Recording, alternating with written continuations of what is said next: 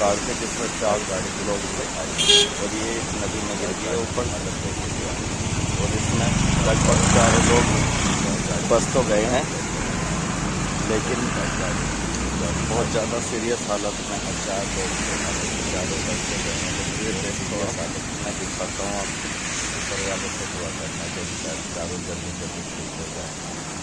बहुत गहरी खाई है भाई।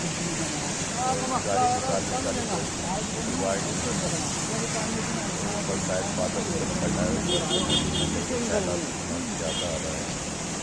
पानी की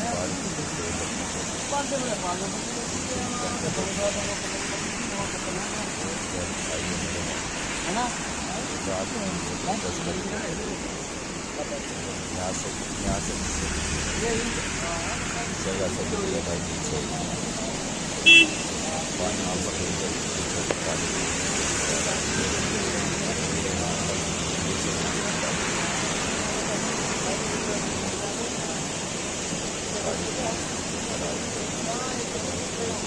बरसात के टाइम